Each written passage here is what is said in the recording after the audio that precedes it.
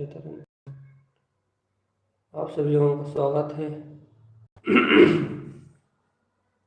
हमने आप लोगों से प्रश्न, अपने को आज से क्या लेना है, आज से अपना विषय क्या चल रहा है। आप लोगों में से किसी का भी कोई रिप्लाई नहीं है।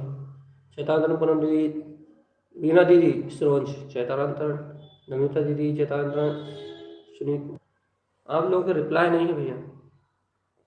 और फिर हम कोई कठिन विषय ले लेंगे तो फिर आप लोग कहेंगे कि भैया आप विषय ले लेते हो, समझ में नहीं आता। चैतानंद, सुनीता दीदी,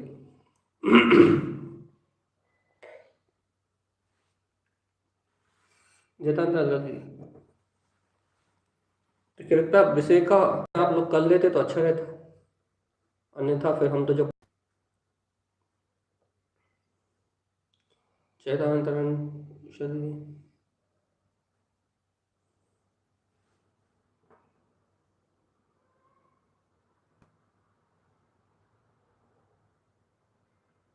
चलिए, आप लोगों का कोई भी क्या बोलते हैं रिप्लाई नहीं है। सोनिका दीदी, चैतांतरण सोनिका दीदी, आपने याद कर लिया, बहुत अच्छा। चलिए, आज आपको आज एक दिन का समय और दे रहे हैं कि आप लोग विचार करें। जब तक मन पढ़ते हैं, चार प्रकार के अभाव, चार प्रकार के अभाव आपके सामने हैं। क्योंकि जब अपन विषय वस्तु स्वरूप प्रारंभ कर, वो जिज्ञासाएं आई थी, एक चार प्रकार के अभाव और एक और कोई जिज्ञासा आई थी साथ में। क्या आई थी बिल्कुल। और यदि कल आपका कोई प्रश्न नहीं रहा तो फिर और आई थी, वो याद नहीं आ रही, लेकिन शाम तक कोई ना कोई भेज देगा। अब नबी मंगलाचरण दोपहर में, इसलिए चलिए फिर आरम्भ करते हैं। जय नमोस्तु। आनंदिमा चेयनंद सहा परमित पद बिंद नमियो सिद्धि सतिरुय गपति ज्ञान सहकार तारण धरण समर्थ मुनि गुरु संसार निवास धम्म तीर्थ जो भैंस भव जो मनो देव को, गुरु को, धर्म को, साक्षी को, वरम्भार नमस्कार। अपना विषय है आज का, थोड़ी देर में हो जाएगा ये विषय। बहुत सरल विषय है। क्या है भैया? चार प्रकार के अभाव भाव। ये प्रश्न किसका था ये याद नहीं आ रहा हमें, लेकिन समाधान आज है। आप ये सामने देख रहे हैं आत्ममीमांसा की कारिका है, जिसमें प्राग भाव और विध्वंसा भाव, इसकी कारिका आपके सामने है। तो प्राग भाव क्या है और विध्वंसा भाव क्या है, इसका चार्ट आपके सामने है। पहले प्राग भाव को समझने का अभ्यास करते हैं, उसके बाद नीचे इसकी परिभाषा, और फिर इसको अपनी आत्मा पे घटाएंगे अपन कि अपनी आत्मा में ये प्राग भाव, विध्वंसा भाव, ये भाव कैसे घटते हैं। इन चार अभाव को अपन सीधे आत्मचिंतन पे लेके जाएंगे। पहले अपन इनकी सरल सी परिभाषा का क्या बोलते हैं अवलोकन कर ले कि इनकी सरल परिभाषाएं क्या है। अभाव, प्राग भाव और विध्वंसा भाव मिलाइए। परिभाषा क्या? वर्तमान का पूर्व में अभाव। देखो भैया, ये बात तो अपन भी जानते हैं कि वर्तमान पर्याय जो चल रही है वो पूर्व में, पूर्व मतलब जो है वो पहले नहीं थी भैया, इसका नाम है अभाव। बोल रहा हूँ, ये जो शब्द इस समय है, ये पर्याय इसके पहले नहीं थी, पूर्व में नहीं थी। तो पर्याय अनादि हो, यदि ये वर्तमान का पूर्व में अभाव, तो वर्तमान पर्याय पूर्व में नहीं थी तो बोला, यदि हम इस वर्तमान पर्याय पूर्व में नहीं थी, पूर्व में वर्तमान पर्याय का अभाव था, यदि हम ऐसा नहीं मानेंगे तो क्या होगा भैया? यदि हम ऐसा नहीं मानेंगे तो वर्तमान पर्याय अनादि हो जाएगी, मतलब जो वर्तमान पर्याय ना वो चलती रहेगी, जो पूर्व में भी थी और अभी भी है ना। इसलिए यहाँ प्राग भाव का क्या अभिप्राय है भैया? प्राग भाव का वर्तमान जो पर्याय है वह उसका पूर्व में अभाव है। ये याद रखना पड़ेगा आपको, वर्तमान पर्याय का पूर्व में अभाव, पूर्णतः अभाव, तो ही ये भैया क्या बोलते हैं, ये भाव की सिद्धि होगी आपकी। अभाव भाव सिद्ध होंगे आपके अंदर में। तो वर्तमान अभाव, वर्तमान पर्याय अनादि, यदि आप इस भाव को नहीं मानोगे तो आप अपने जो बोल रहे हैं, ये जो कर रहे हैं, ये सब अनादि हो जाएगा। देखो जो अपन मैं जो यहाँ बोल रहा हूँ, यदि वो पहले भी था, मतलब वाणी तो बहुत पहले से कर रही थी, और जब वर्तमान में भी है, पूर्व में भी यही पर्याय थी, तो भैया बस पूर्व से ये चली आ रही है और वर्तमान में चल रही है, तो अब ये तो अनादि हो गई। पर्याय का नश्वर होने का स्वभाव खत्म हो जाएगा, पर्याय का अभाव भाव खत्म हो जाएगा। अब प्रध्वंसा भाव क्या है भैया? वर्तमान का भविष्य में अभाव। अब ये बात भी अपन सिद्ध अच्छे से जानते हैं। देखो 4 अभाव तारण स्वामी ग्रंथ में जो बार बार अभाव शब्द आता है ना, ये तो प्रध्वंसा भाव क्या भैया? वर्तमान का भविष्य में अभाव। वर्तमान का भविष्य में अभाव मतलब जो वाणी अभी खेल रही है, वो वाणी वो शब्द आगे भी खेलेंगे क्या? नहीं भैया, ये पर्याय भाषा वर्णम कर्म इस समय का है, अगले समय ये रहेगा या नहीं रहेगा इसका कोई गारंटी नहीं है। अगले समय जो परिणाम होगा वो अलग होगा। इस समय वर्तमान में जो परिणाम है वो अलग है, और भविष्य में जो परिणाम है वो अलग है। भविष्य की पर्याय अलग, वर्तमान की पर्याय अलग। तो वर्तमान पर्याय अनंत हो जाएगी। यदि मान ले अपन ये वर्तमान पर्याय भविष्य में रहेगी तो फिर ये अनंत हो जाएगी, अनंत हो जाएगी। महापूर्व में मानेंगे तो अनादि हो जाएगी, थी और है। और यदि अपन उसे क्या बोलेंगे, भविष्य में भी मान लेंगे, इस वर्तमान पर्याय भविष्य में, तो कैसे हो जाएगी? अनंत हो जाएगी। और यदि ये अनादि पर्याय अनादि और अनंत हो जाएंगी, कौन सा भाव? यदि 2 भाव नहीं रहे और ये पर्याय अनादि और अनंत हो गई, तो भगवान जी जब पर्याय का स्वभाव अनादि और अनंत हो जाएगा, ये एक एक समयवर्ती पर्याय का स्वभाव, तो भगवान जी ये जीव मोक्ष कैसे जाएगा? कोई मुक्ति नहीं हो पाएगा भैया, कोई मुक्ति ही नहीं हो सकता। क्यों? क्योंकि देखो अपन अभी विकारी भाव पहले भी थे, पूर्व में भी थे, और वर्तमान में भी हैं, और भाई जो वर्तमान में वो भविष्य में भी रहेंगे। तो फिर तो इस प्रकार से अपने को इन 2 अभावों को समझना चाहिए। जैसे अपन अभी नीचे आत्मा में घटाएंगे, अब इसकी परिभाषा कि अपने लिए क्यों अनिवार्य है ये, अपन इसे जब नीचे अपन चिंतन इसे अपन अपने आप में देखेंगे। पहले अपन इसे समझते हैं। नेटवर्क प्रॉब्लम, और किस किस को आवाज़ में डिस्टर्ब आ रही है कृपया मुझे बताएं। पूनम दीदी कह रही है नेटवर्क प्रॉब्लम है, आप लोग अनिवार्य रूप से बताएं यदि आपको आवाज़ ना आ रही हो तो। यदि आप इनको अपने को समझना, यदि प्राग भाव की ये परिभाषा बनाए क्या कि भूतकाल की पर्याय का वर्तमान में अभाव, सो इससे ना मानने पर पर्याय अनंत हुई, अनादि नहीं हुई भैया। पहले सबसे पहले बात करी प्राग भाव की बात करी। प्राग भाव की यह परिभाषा बनाए कि भूतकाल की पर्याय का वर्तमान में अभाव है, सो इसे ना मानने पर पर्याय अनंत हुई, अनादि नहीं हुई।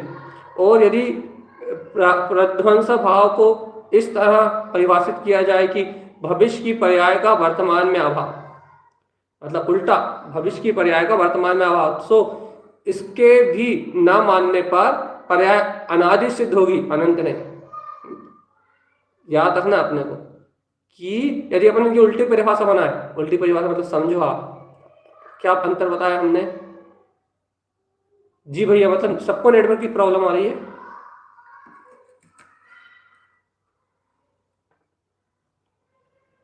आ रही है, ओके।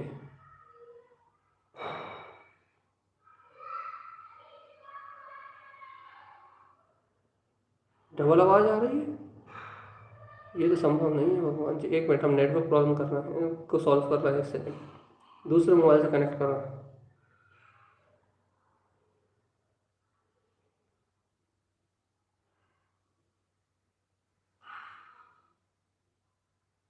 चलिए हमने नेटवर्क चेंज कर लिया, आपको नेटवर्क की प्रॉब्लम खत्म हो जाएगी। चलिए अब अपन फिर से एक बार इस परिभाषा को देख लें। बहुत अच्छा विषय है, यदि आप समझोगे तो आपके अंदर के द्वंद्व खत्म हो जाएंगे। नेटवर्क प्रॉब्लम सॉल्व हो चुकी है। अब आप फिर से इस बात को समझिए, क्या कह रहा है यहाँ गुरुदेव कह रहे हैं, क्या कह रहे हैं भैया? अभाव, प्राग भाव। प्राग भाव क्या है? प्राग भाव की परिभाषा वर्तमान का पूर्व में अभाव, याद रखिएगा, वर्तमान का पूर्व में अभाव, वर्तमान पहले नहीं था, तो फिर उससे क्या भैया, वर्तमान जो है, वर्तमान पर्याय है, उसका पूर्व में अभाव। यदि अपन इसे बदल दें, अब बिल्कुल सही हो गया है वो, आपको दिक्कत नहीं आएगी। अब आप थोड़ा ध्यान उपयोग लगाइए, रुकिए सकता है।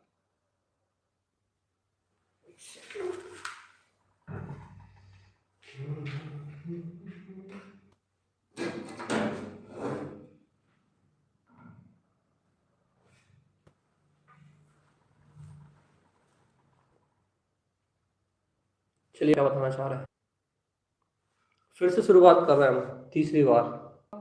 पूर्व में अभाव, ये कौन सा भाव है, प्राग भाव। इसको स्वीकार करने से क्या होता है, वर्तमान पर्याय आदि यदि अपन इसे स्वीकार करें तो फिर अपने को जितनी भ्रांतियां हैं वो सब अपनी मिट जाती हैं। और वर्तमान पर्याय अनादि यदि इसको ना माने तो वर्तमान पर्याय अनादि हो जाएगी। और प्रध्वंस भाव क्या भैया, वर्तमान का, हाँ शुरू से समझा रहे हैं, प्रध्वंस भाव क्या, वर्तमान का भविष्य में अभाव, जो वर्तमान में है उसका भविष्य, उस पर्याय का भविष्य में अभाव। यदि इसको नहीं मानेंगे अपन तो क्या होगा, वर्तमान पर्याय अनंत हो जाएगी। अब अपने को इसका तर्क देखना है नीचे। यदि अपन इसे उल्टा माने, कैसा कि यदि अपन प्राग भाव की ये परिभाषा बनाए, क्या परिभाषा, जैसे उल्टी ऊपर उल्टी लिखी ना, वर्तमान का पूर्व में अभाव, ऐसी उल्टी परिभाषा बनाए तो क्या होगा, भूतकाल की पर्याय का वर्तमान में अभाव हो जाएगा। यदि ऐसा बनाए अपन परिभाषा तो क्या होगा कि इससे ना मानने पर पर्याय क्या हुई, अनादि नहीं हुई, अनंत हुई भैया। और ऊपर अपने उस प्राग भाव में क्या सिद्ध करना है, ये पर्याय अनादि नहीं है, ये याद रखना अपने को। प्राग भाव में क्या सिद्ध करना अपने को कि ये पर्याय अनादि नहीं है। तो प्राग भाव क्या कह रहा है कि जो पर्याय वर्तमान में है वो पूर्व में नहीं थी, ये सिद्ध करना है। तो ये अनादि नहीं है, इस बात को अपने को सिद्ध करना है। तो क्या सिद्ध करना है अपने को कि वर्तमान की पर्याय में पूर्व, वर्तमान की जो पर्याय है वो पूर्व में कभी नहीं थी, पूर्व में नहीं थी, वो अभी ही है, वो पूर्व में नहीं हो सकती। तो इससे क्या होगा भैया, इससे अपने को जो क्या बोलते हैं, कर्तृत्व का जो अहम है, अपन जो भैया जो पर्याय पहले निकल चुकी, जो पर्याय पूर्व में निकल चुकी, वो अब वर्तमान में आने वाली नहीं है भैया। तो अपन इससे अपने तत्व को, अपने को ये अभाव का पता लग जाए ना, तो अपन इस पर्याय को पकड़ना बंद कर दें भैया। और देखो विध्वंस भाव में क्या सिद्ध करना अपने को, वर्तमान का भविष्य में अभाव। तो वर्तमान पर्याय जो है वो भविष्य में नहीं रहेगी, जो अभी चल रही है। तो वर्तमान पर्याय का यदि अपन भविष्य में अभाव सिद्ध करते हैं तो क्या क्या क्या होगा भैया, वर्तमान पर्याय यदि भविष्य में नहीं है तो क्या क्या क्या टेंशन खत्म हो गई भैया। अभी जो वर्तमान पर्याय चल रही है ये कल रहने वाली नहीं है भैया, ये शाम को रहने वाली नहीं है, ये एक समय बाद रहने वाली नहीं है भैया। क्यों, क्योंकि इसका आवादा काल खत्म। जो नवीन जो पर्याय आएगी वो नई होगी, गुणों का जो नया परिणाम होगा वो नवीन होगा। इसलिए तो कहते हैं पर्याय एक समय बढ़ती है। यदि ऐसा नहीं माने तो क्या होगा भैया, वर्तमान पर्याय अनंत हो जाएगी, एक समय की नहीं कहलाएगी वो। और यदि अपन इसको उल्टा माने तो क्या होगा, वर्तमान की पर्याय का यदि अपन भविष्य की पर्याय का वर्तमान में अभाव उल्टा माने तो क्या होगा, सो इससे भी ना मानने पर क्या होगा, पर्याय अनादि शुद्ध हो जाएगी भैया। अपने को यहाँ ये सिद्ध करना है कि पर्याय अनादि अनंत नहीं है, अनंत नहीं है। तो यदि अपने ऐसा माने उल्टा क्या, भैया भविष्य की पर्याय का वर्तमान में अभाव है, तो भैया भविष्य की पर्याय अभी आई नहीं वर्तमान में, तो अभाव कहाँ से हो जाएगा भैया। जो गर्भ में है, भविष्य में है, वो वर्तमान में आ कैसे सकती है, इसलिए उल्टा नहीं हो सकता। भूतकाल की पर्याय का वर्तमान में अभाव, उल्टा माने तो क्या होगा, तो भूतकाल की पर्याय वर्तमान में कैसे आ सकती है।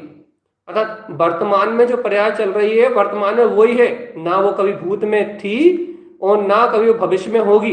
इसका नाम है प्राग भाव और विध्वंसा भाव। सार सार सार आपको एक बार फिर बोलना है, आपको एक बार फिर बोलना है, जो पर्याय वर्तमान में है वो पूर्व में नहीं थी, क्योंकि वर्तमान में जो चल रही है वो पूर्व में नहीं थी, वर्तमान में अभी है, नवीन है, वो पूर्व में ना कभी थी। तो भैया ना थी, कभी ना थी पूर्व में, तो उसका नाम क्या हो गया? प्राग भाव।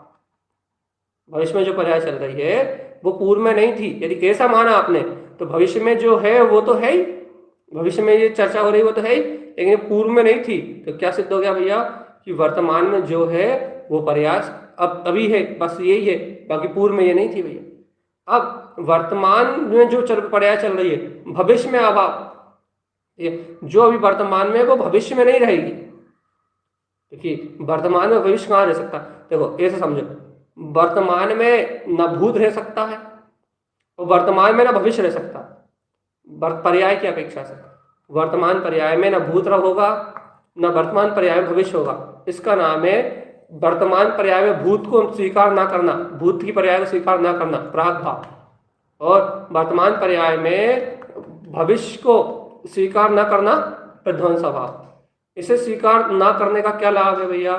इससे आपकी पर्याय की सत्ता एक समय की हो जाएगी भैया। भूत की पर्याय क्या बोलते हैं, वर्तमान में पूर्व की पर्याय का अभाव हो जाएगा, भूत की पर्याय का अभाव हो जाएगा, और वर्तमान में भविष्य की पर्याय का अभाव हो जाएगा। यदि अपन उसे उल्टा पढ़ते तो भविष्य में वर्तमान का अभाव ऐसा कह दे तो उल्टा ही हो जाएगा भैया। तो आप उस पर्याय को अनंत सिद्ध कर दोगे। आई बात समझ में? आप उस पर्याय को यदि आप ऐसे कह दो वर्तमान में भैया, वर्तमान वो भविष्य की पर्याय में जो आने वाली है, आई नहीं है, अब आई नहीं है, उसके पहले अपन कह रहे हैं, क्या कह रहे हैं? भविष्य की पर्याय में वर्तमान का अभाव, भविष्य में वर्तमान का अभाव है। यदि ऐसा उल्टी परिभाषा बोले तो क्या दिक्कत है भैया? यदि अपन पहले ही भविष्य को स्वीकार कर रहे हैं तो वर्तमान को क्या कर रहे हैं? वर्तमान का भविष्य में अभाव है। इससे क्या हो रहा भैया? अपन ने क्या माना कि पर्याय तो अनादि हो गई। कैसे अनादि हो गई भैया? जब वो भविष्य आया ही नहीं है तो आप उसे कैसे, उसमें वर्तमान को कैसे मान सकते हो? आया ही नहीं है। और यदि बिना आए वर्तमान तो चलता ही है, वर्तमान तो शरीर है, वर्तना रूप आत्मा पर्याय का परिणाम तो प्रति समय चल रहा है, पर्याय आत्मा का स्वभाव है। यदि आप ऐसा मान लो क्या कि भविष्य में जो वर्तमान है उसका अभाव रहेगा, तो भगवान जी मतलब आप क्या कर रहे हो? वर्तमान को क्या क्या कह रहे हो?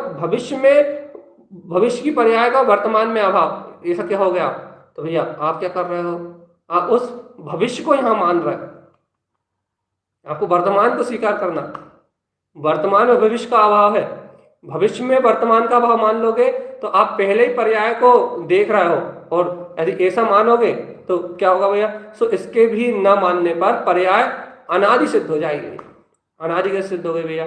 आपको भविष्य की पर्याय अभी दिख रही है ना वर्तमान में, जबकि वो आई नहीं है, तो फिर कहां से ले आया आप? कौन से?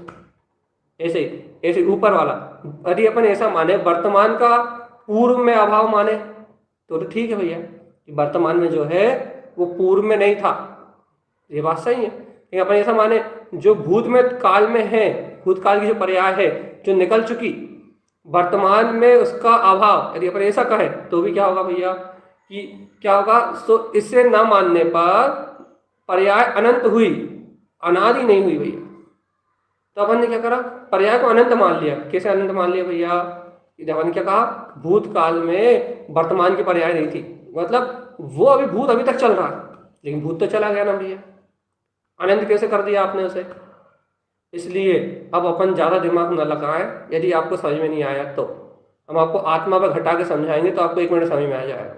अभी परिभाषा पर समझाइए तो आपके दिमाग पर ज्यादा जोर पड़ रहा होगा, अब भी आपका जोर खत्म हो जाएगा 2 मिनट में, जब हम इसे आत्मा पे घटा के समझाएंगे। ठीक है, तो अपन इतना समझ ले। अभी क्या समझ ले? कि वर्तमान का पूर्व में अभाव, बस इतना सा। प्राग भाव क्या है? वर्तमान पर्याय का पूर्व में अभाव। और प्रध्वंस भाव क्या है?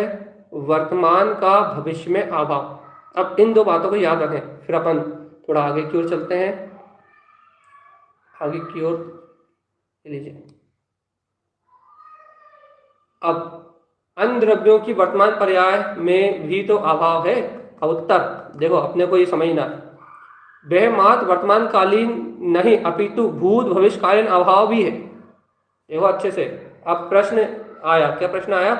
अन्य द्रव्यों की वर्तमान पर्याय में भी तो अभाव है। यदि कोई ऐसा कहे कि अन्य द्रव्य की वर्तमान पर्यायों में भी तो भविष्य की पर्याय का अभाव, यदि ऐसा कहें तो उत्तर वह वर्तमान कालीन नहीं अपितु भूत भविष्यकालीन अभाव भी है, क्योंकि अन्य द्रव्य में भूत भविष्य में एक रूप होने की किंचित मात्र भी संभावना नहीं है। अर्थात कोई भी द्रव्य हो, ये देखो बहुत अच्छा है, यदि अपन ऐसा कहें कि वर्तमान कालीन नहीं अपितु भूत भविष्यकालीन अभाव भी तो है, एक साथ ही कह दें पूरा, तो क्या होगा भैया, क्या दोष उत्पन्न होगा? तो क्या कह रहा है कि भैया भूत भविष्यकालीन अभाव भी है, ऐसा कहें तो क्या कि देखो, क्योंकि अन्य द्रव्यों में भूत भविष्य में एक रूप होने की किंचित मात्र भी संभावना नहीं है, वह त्रिकाल अभाव रूपी है। कोई भी द्रव्य हो भैया, उसकी कोई भी पर्याय एक जैसी रहने वाली नहीं है, इसलिए अन्य द्रव्यों के मध्य त्रिकालवर्ती अभाव होने से अत्यंत अभाव है, अन्योना भाव नहीं है। अभी हम अपन और दो भाव की बात और करेंगे, कौन कौन से? अत्यंता भाव और अन्योना भाव। तो अत्यंता भाव और अन्योना भाव की परिभाषा हम आपको नीचे समझाते हैं। ये तो अन्योना भाव का प्रश्न है, जब वस्तु का धर्म है तो अन्योना भाव भी एक। पहले हम आपको अन्योना भाव अत्यंता भाव समझा दें, फिर इस प्रश्न को आपको समझाएंगे। अन्योना भाव अत्यंता भाव की परिभाषा क्या है? वर्तमान कालीन पर्याय को अभाव। ये देखिए, ये वाला प्रश्न देखिए, ये आपके समझने के काम का है। ये देखिए, भूतकालीन पर्याय में वर्तमानकालीन पर्याय के अभाव का प्रागभाव कहा है। क्या भूतकालीन पर्याय का वर्तमानकालीन पर्याय में अभाव को प्रागभाव कह सकते हैं? उत्तर है नहीं। क्यों? जिसका अभाव बतलाना है उसका सद्भाव होना आवश्यक है। देखो देखो, ये देखो कितनी अच्छी बात कही उन्होंने। आप किसका अभाव बताना चाह रहे हो? आप ये बताना चाह रहे हो कि अमित भैया यहाँ नहीं है, तो आपको अमित भैया की चर्चा करनी पड़ेगी। आप यहाँ और किसी भैया जी की चर्चा नहीं कर सकते भैया। देखो देखो यहाँ, यदि आपको क्या बताना भैया? प्रागभाव बताना। प्रागभाव किसका बताना है? आपको वर्तमान वस्तु का वर्तमान पर्याय का प्रागभाव बताना।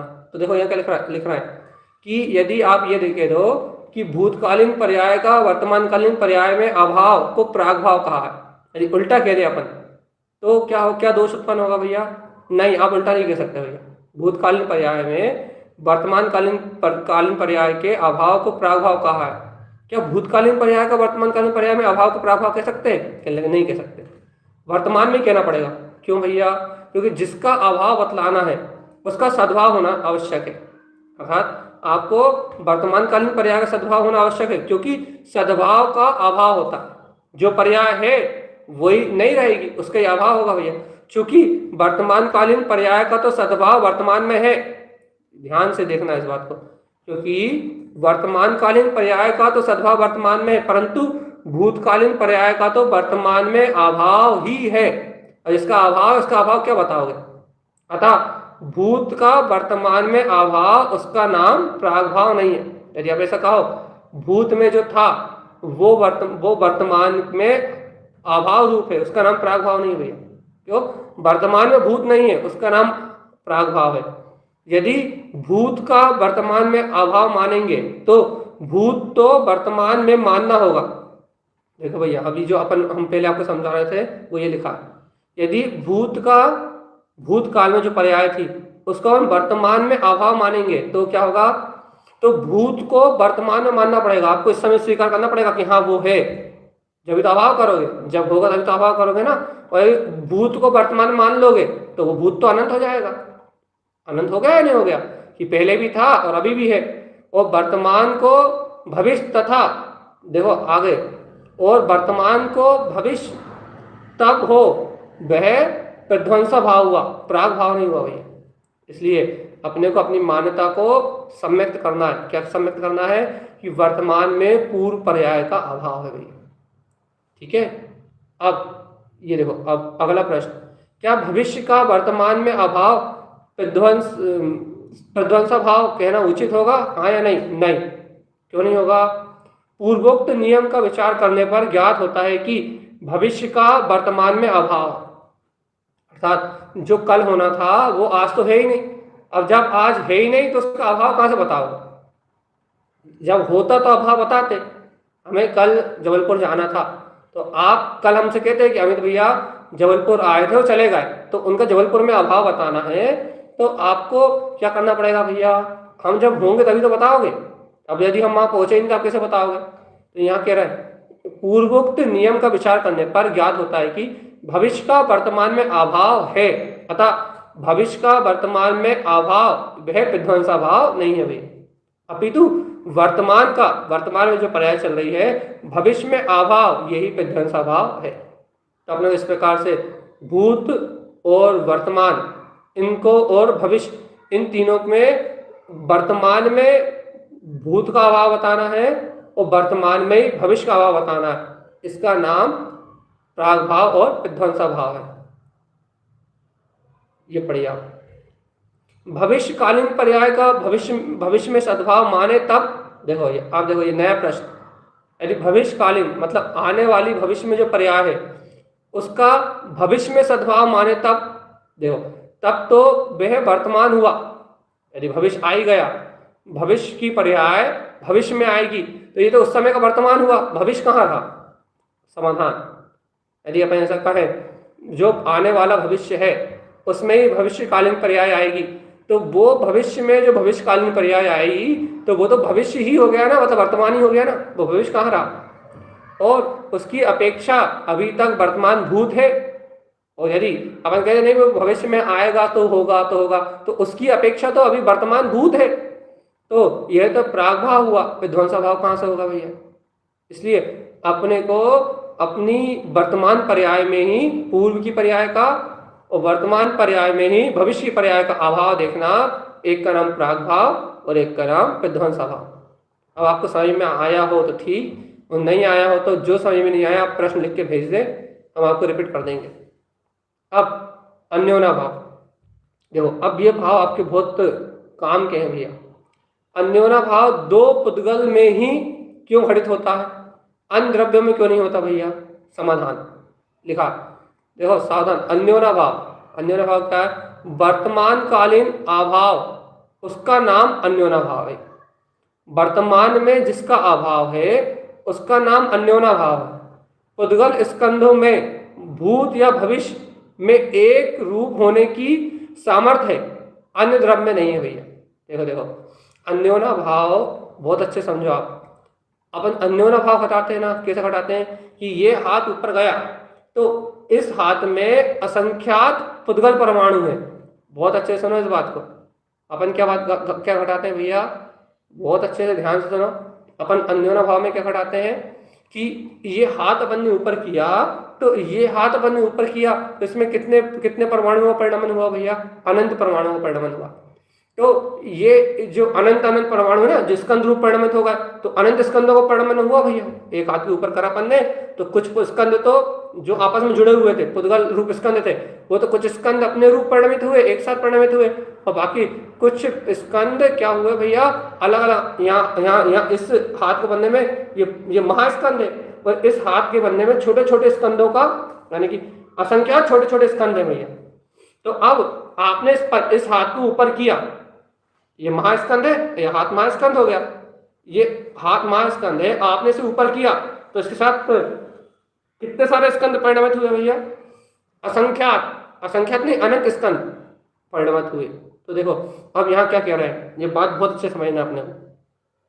क्या समझना भैया कि जैसे ये हाथ ऊपर हुआ तो इसके साथ असंख्यात स्कंदों का परिणमन हुआ। तो अब यहाँ अन्योन्य भाव क्या है, वर्तमान कालीन, जो वर्तमान में ये हाथ ऊपर हुआ, इसमें अपने को क्या सिद्ध करना है, अन्योना भाव। तो कैसे सिद्ध करेंगे अपन, वर्तमान कालीन अभाव उसका नाम अन्योना भाव है। कैसे, पुद्गल स्कंदों में भूत या भविष्य में एक रूप होने की सामर्थ्य तो है, अर्थात ये पुद्गल परमाणु में क्या है, स्कंद रूप से रूप जोड़ने की शक्ति है भैया, ये एक रूप हो सकते हैं, लेकिन अन्य द्रव्य में नहीं है भैया। मतलब आत्मा अन्य द्रव्य में एक में नहीं हो सकता। आत्मा क्या कर सकता है, क्या आत्मा एक आत्मा दूसरी आत्मा जुड़ सकता है, क्या एक आत्मा के गुण दूसरी आत्मा के गुणों में जुड़ सकते हैं, क्या एक आत्मा पुद्गल गुणों से जुड़ सकता है, तो नहीं जुड़ सकता। एक आत्मा भी दूसरी आत्मा में नहीं जुड़ सकता। प्रत्येक आत्मद्रव्य स्वतंत्र है, प्रत्येक आत्मद्रव्य की स्वतंत्रता उसमें बरत रही है भैया। इसलिए कभी भी एक आत्मद्रव दूसरे आत्मद्रव में संयुक्त नहीं हो सकता।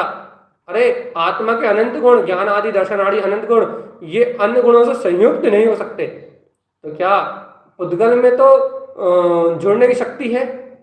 क्या हो सकता भैया?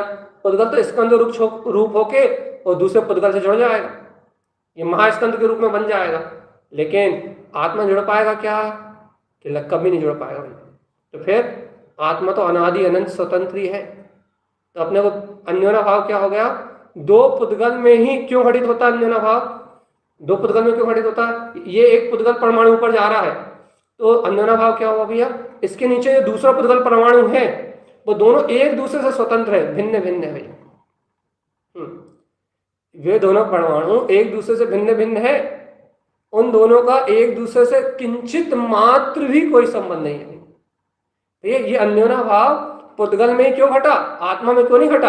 आत्मा में अन्योन्या भाव इसलिए नहीं घटा सकते क्योंकि आत्मा में अन्योन्या भाव घटाएंगे तो फिर कहां से घटाएंगे भैया?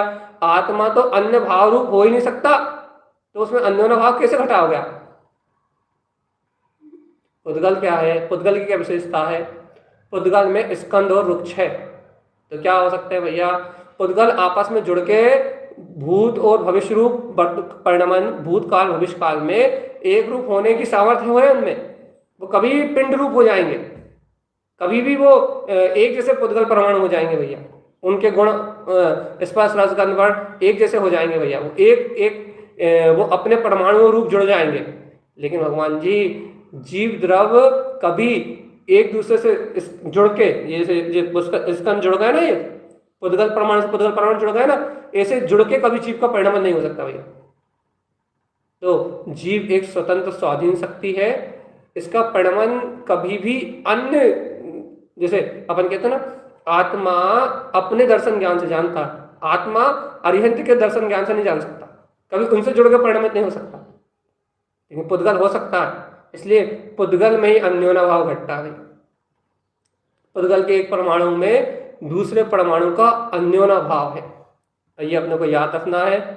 इससे क्या सिद्ध होगा भैया? अभी अपन पढ़ेंगे कि इसे मानने से क्या लाभ है, अपना अन्योन्या भाव आदि मानने से क्या लाभ है, अपने को क्या फायदा है। अभी देखिए ये पढ़ते हैं अपन कि अपने को ये चार भाव मानने से, चार अभाव मानने से क्या लाभ है। चलिए अब हम चार अभाव की परिभाषा और आत्मा को लाभ, अब ये है अपना मेन विषय, आप इसे अच्छे ध्यान से पढ़िए। चार अभाव, प्रागभाव आदि चारों भाव अभाव रूप दर्शाए गए भैया। अब ये चार अभाव क्या है?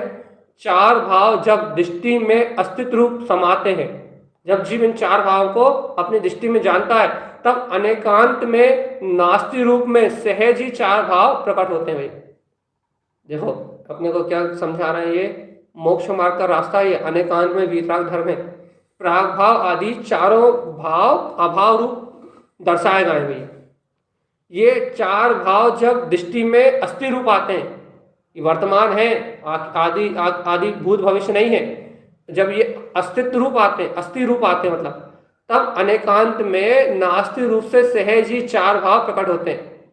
जब अस्थि का स्वभाव जानने में आता है, अस्थि सिद्ध होती है, तो नास्ति अनेकांत में अपने आप ही स्वयं अभाव रूप प्रकट होती है भैया। यदि सत्ता है, वर्तमान है, तो भूत नहीं है, भविष्य नहीं है।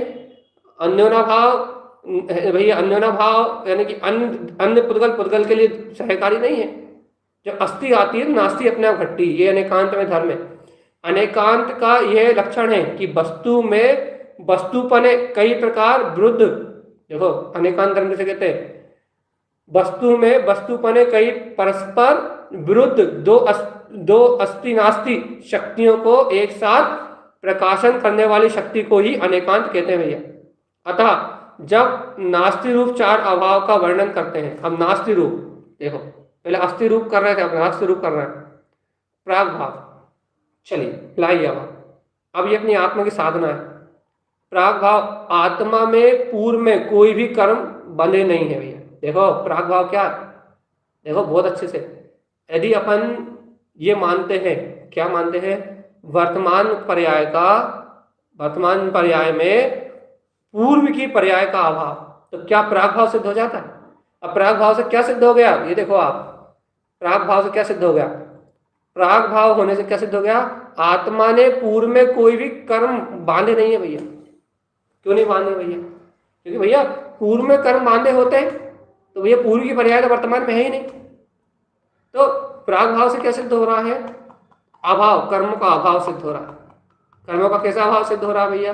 ये देखिए आप, प्राग भाव आत्मा ने पूर्व में तो कोई भी कर्म बांधे नहीं है, पूर्व की पर्याय का वर्तमान की पर्याय में सदा काल अभाव है भाई। क्योंकि पूर्व में जो कर्म बने थे वो पर्याय तो वर्तमान में है ही नहीं। पूर्व के संस्कारों के कारण पर से राग देश होता है। देखो देखो देखो अब देखो, लेकिन फिर भी क्या लिखा नीचे?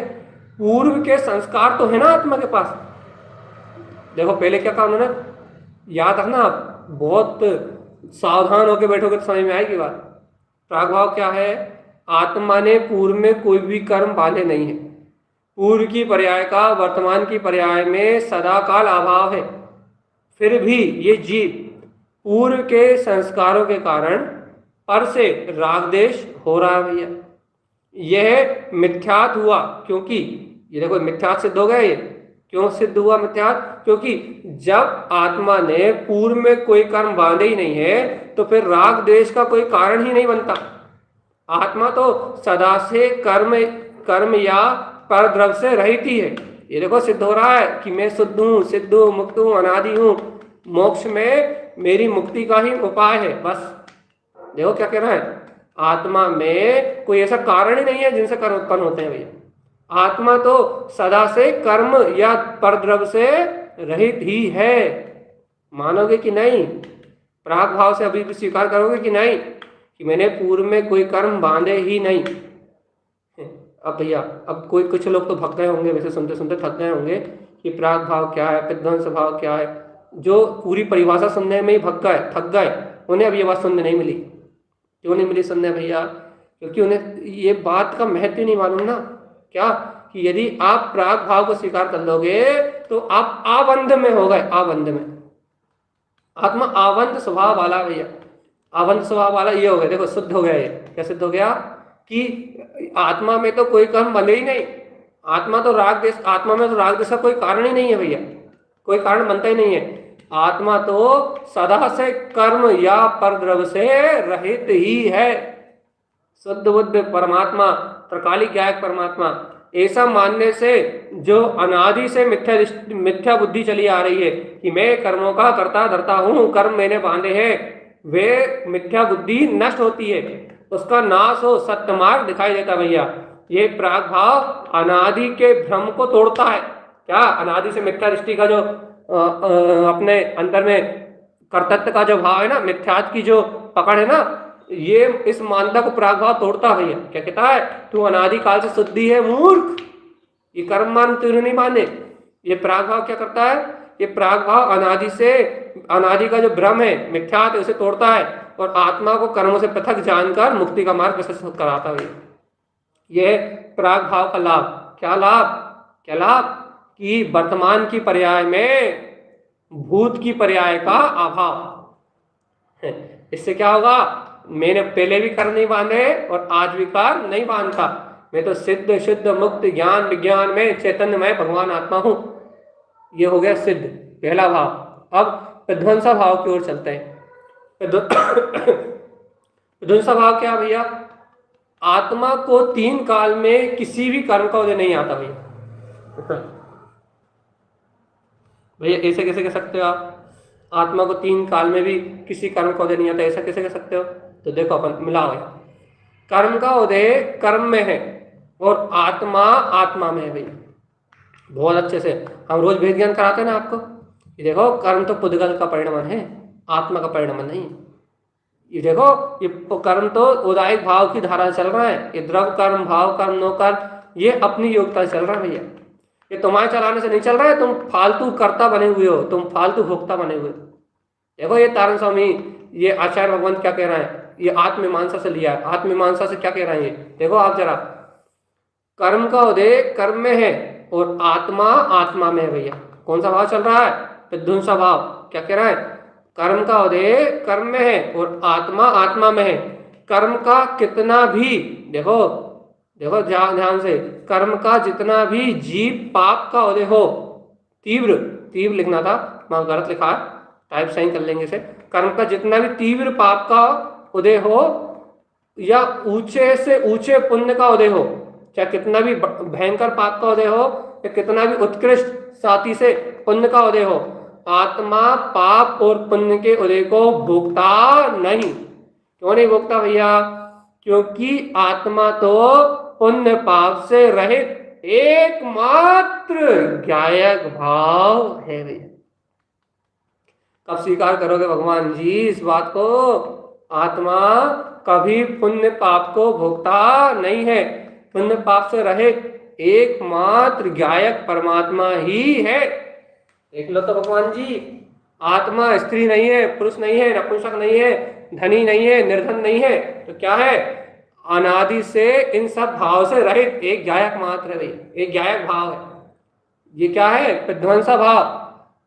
क्यों? क्योंकि भैया वर्तमान में भूत की पर्याय का तो अभाव है ही, इसलिए आत्मा को कुछ नहीं करना।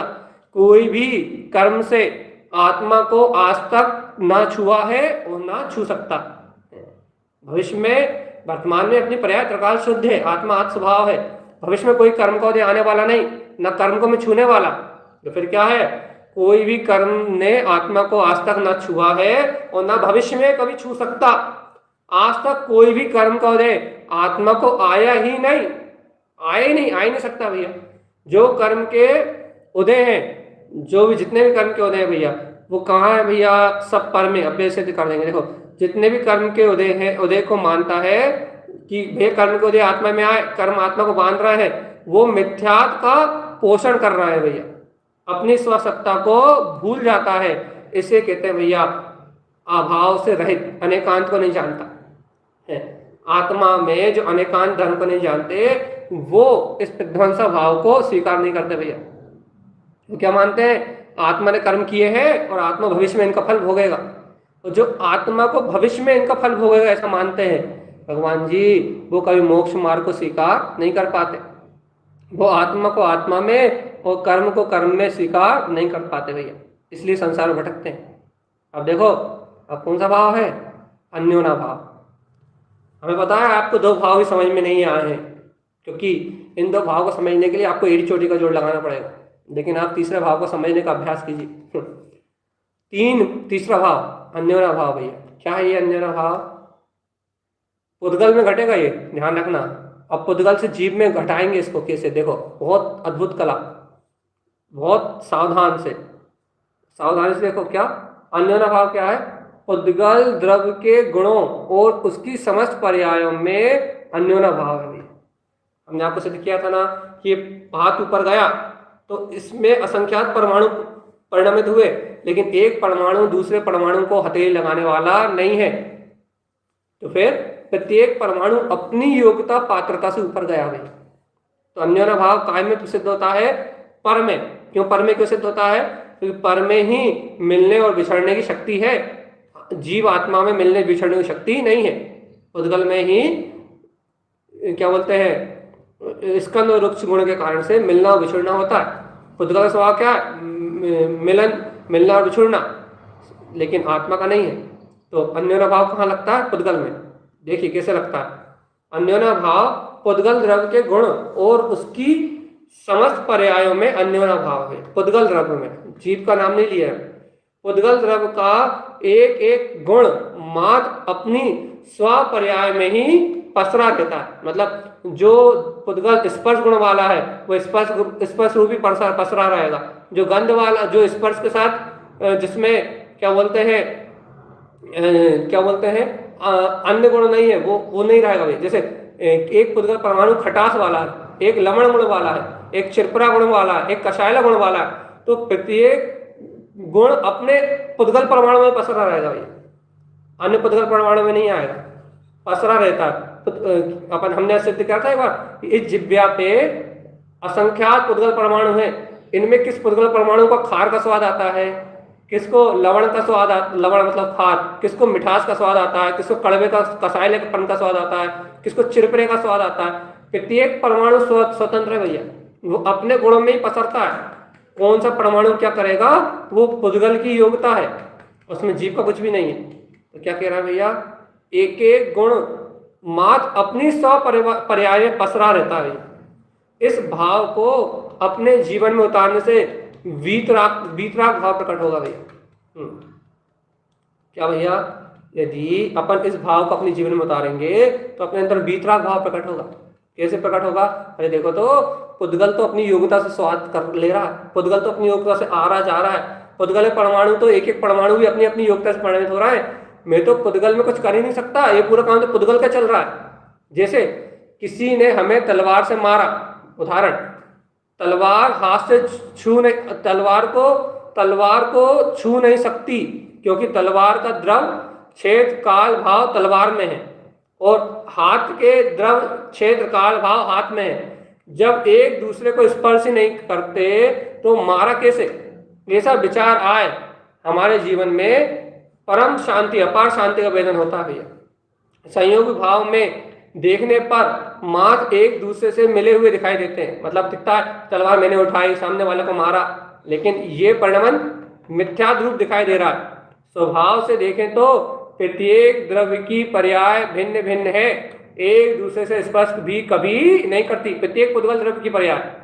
जैसे नीचे एक और उदाहरण, इसी प्रकार चाकू से सब्जी नहीं बनती, अग्नि से पानी गर्म नहीं होता, भोजन से भूख नहीं मिटती, पानी से प्यास नहीं बुझती। संयोग दृष्टि से मात्र निरोध का बंध होता है और दुख और आकुलता का कारण है, एकमात्र स्वभाव दृष्टि ही मुक्ति का कारण है भैया। यह अन्योन्य भाव का अभाव, अनंत दुख और आकुलता को मिटाने का एक ही उपाय है भैया। क्या? कि एकमात्र उपाय स्व के ज्ञायक की दृष्टि रखना है कि मेरा तो इन भूख प्यास आदि परिणाम से अभाव है, मैं तो मात्र ज्ञायक ज्ञायक ज्ञायक ज्ञायक ज्ञायक ज्ञायक तत्व भगवान आत्मा ही हूँ। ऐसा स्वीकार करोगे तो इन भूख प्यास से भिन्न अपनी आत्मा का ज्ञायक भाव का अनुभव कर पाओगे। भाई कुछ समझ में नहीं आया, आखिरी भाव और सुन लो आप। कौन सा आखिरी भैया? अत्यंत अभाव। एक और सुन लीजिए आप बस, ये अत्यंत अभाव। ये देखिए अत्यंत अभाव क्या भैया? अत्यंत अभाव एक भाव, देखो बहुत अच्छे सुनो, ये अत्यंत भाव क्या? एक द्रव में दूसरे द्रव का सर्वता अभाव। पुद्गल का अभी देखो क्या घटाया था, पुद्गल में पुद्गल घटाया था, चाकू से सब्जी का परिणाम घटाया था, तलवार से हाथ का परिणाम घटाया था, जीव को नहीं घटाया था। अत्यंत अभाव में जीव को परद्रव से घटाएंगे, लेकिन अन्योन्य भाव में पुद्गल को पुद्गल से घटाया था। अत्यंत भाव में क्या करेंगे भैया? अत्यंत भाव में देखिए आप, आत्मा अपने स्वचतुष्टय में अनंत दर्शन ज्ञान सुखवीर में अपने अनंत गुणों में सदा विराजमान रहता भैया। पुद्गल द्रव्य की पर्याय पुद्गल में ही पसरे रहती है, पुद्गल पुद्गल में है। स्वभाव दृष्टि से देखें, क्या देखें भैया? जो प्रत्येक द्रव्य की पर्याय स्व में ही रहती है, हर द्रव्य उसकी पर्याय हमेशा उसमें ही रहती है। यह जैन धर्म का एक महान सिद्धांत है भैया। एक द्रव्य का दूसरे द्रव्य में अत्यंत अभाव है भैया। फूलना सुनी थी नहीं सुनी थी आपने? आनंद को जन्म देने वाली। एक द्रव्य का दूसरे द्रव्य में अत्यंत अभाव है। जैसे आंखों से दिखता नहीं है भैया, आंखों से दिखता तो कैसे दिखता? आंखें बटन है भगवान, गायक दिखता है, कान से सुनाई नहीं देता, पैर जमीन को छूते नहीं, तो फिर क्या कह रहा है? ये सब तो पर्याय है। तो फिर गाली सुनने से क्रोध नहीं आता, फिर कैसे आता है? तुम्हें क्रोध करने की आदत है। यदि यह बात समझ आ जाए तो हमारे जीवन में एक मात्र समता भाव ही रहेगा भैया। यह समता भाव एक मात्र स्वभाव दृष्टि से ही संभव है, अन्य कोई और उपाय नहीं है। पर्याय का संयोग दृष्टि से आज तक ना किसी का भला बुरा हुआ। देखो पर्याय को देखने से, पर्याय संयोग से, पर्याय दृष्टि से आज तक किसी का भला बुरा नहीं हुआ भैया, और ना कभी होगा। एकमात्र स्वभाव दृष्टि ही मुक्ति का कारण है। समस्त जीव अपने स्वभाव की दृष्टि कर मुक्त दशा को वर्ण करें, यही मंगल भावना भैया। इस मंगल भावना से इन चार भाव को समझाया भैया। आपको चार भाव समझाया। कौन कौन सा भाव समझाया है? एक प्राग भाव, सबसे पहले प्राग भाव क्या समझाया भैया? वर्तमान में पूर्व का अभाव, यदि ये सिद्ध हो गया तो अपन ने कभी कर्म बांधे नहीं भैया। आत्मा तो शुद्ध बुद्ध परमात्मा, जब वर्तमान में पूर्व भाव है ही नहीं तो फिर कर्म वर्म का बंधन करने वाला भी नहीं। यदि कर्म बंधन करने वाला अपने आप को मानते हो तो मिथ्या दृष्टि हो, इसलिए मानते हो। अब वर्तमान का भविष्य में अभाव, इससे क्या होगा भैया, जब मैंने कर्म बांधे ही नहीं तो भैया अब वर्तमान में जो कर्म है उन्हें मुझे भोगना पड़ेगा कि भविष्य में क्या नहीं भोगना पड़ेगा भैया? क्यों नहीं भोगना पड़ेगा? क्योंकि वर्तमान की पर्याय का भविष्य में अभाव। कहाँ से भोग लोगे आप? वो वर्तमान की पर्याय भविष्य में जाएगी नहीं। ऐसी दृष्टि रखोगे तो मैं ज्ञायक मात्र हूं, कर्म बंद ही नहीं होंगे भैया, आश्रय बंद ही नहीं होगा। अन्योन्या भाव, इस हाथ से यदि आप ये कटोरा उठा रहे हो तो ये कटोरा अलग है, उसका परिणाम, इसके पुद्गल प्रमाण का परिणाम अलग है और इस हाथ का परिणाम अलग है। इन दोनों में अत्यंत क्या है, इन दोनों में अन्योन्या भाव है, ये एक दूसरे में सहकारी नहीं है। यदि ऐसी दृष्टि होगी तो मैं अपने हाथ से घर पुत्र परिवार के काम नहीं करता, ये सब स्वतंत्र हो रहा है भैया। और भैया अत्यंत अभाव, मैं जीव द्रव हूं और मेरा पुद्गल से अत्यंत अभाव, यदि ऐसी स्वीकारता होगी तो भैया आपको एक मास शुद्ध दृष्टि प्रकट हो जाएगी। और यदि आपको ये शुद्ध दृष्टि प्रकट हो जाएगी, ये चार अभाव आपके जीवन में आ जाएंगे तो आप जगत में कर्ता धर्ता नहीं हो, आप जगत में जन्म मरण करने वाले नहीं हो, आप जगत का काम करने वाला नहीं हो। ये अनेकांत में वीतराग जिन धर्म है भैया, जब अस्ति जहां मैं शुद्ध हूं तो नास्ति, मुझ में घातीय कर्म नहीं है, ये बात सिद्ध होती है। मैं शुद्ध हूं तो मुझ में विकार नहीं है, नास्ति, अनेकांत में वीतराग धर्म को सिद्ध करने वाले ये चार अभाव है भैया। अब आपको यदि समझ में आए तो आप मोक्ष मार्ग में आगे चलिए, यदि आपको समझ में नहीं आए तो आप 1000 प्रश्न हो तो मुझे इसके बारे में भेजिए। क्यों? क्योंकि प्रश्न होंगे तब जब आपने कुछ समझा होगा तब। तो अपन इस चार अभाव को समझें और समझ में ना आए तो आप प्रश्न करें, और एक बार में आपको समझ में नहीं आया तो आप सुबह शुरू के 5-10 मिनट की रिकॉर्डिंग छोड़ दो, जितनी डिस्टर्ब हुआ इस रिकॉर्डिंग को फिर सुने। आपके सामने लिखा हुआ चार्ट सामने है, आप उस चार्ट से जब समझेंगे तो आपको साफ साफ समझ में आएगा भैया। अपन अन्योन्या भाव के 1-2 प्रश्न छोड़ दिए थे ना, एक प्रश्न पर छोड़ दिया था, हाँ बता देते हैं फिर। अन्योन्या भाव भविष्यकालीन भाव भी भूतकालीन समझा चुके थे ये। चलो जो भी है, हम आपको 4 भाव समझा चुके हैं। आपको यदि कोई भी समस्या हो तो आप फिर संपर्क कर सकते हैं। और आपसे इतनी सी बात फिर कह रहे हैं भैया, यदि आप लोग कल के लिए विषय चुन रहे हैं कि कल से ये विषय का वांछन होना है तो ठीक, नहीं तो कल हम कसाय समूहघात जो विषय हमने लिया था विश्व सोनिका दीदी के लिए अच्छा विषय है समझाने के लिए। आप इंटरेस्टेड विषय, मतलब लोगों को तो बाहर की बात में आनंद आता है ना, तो आपको लोगों के लिए कल क्या बोलते हैं कसाय समूहघात की चर्चा यदि आ जाएगी, यदि आपने कोई विषय नहीं दिया तो तब कल तक के लिए आप सभी लोगों से जय जैन जय तारण जय नमोस्तु।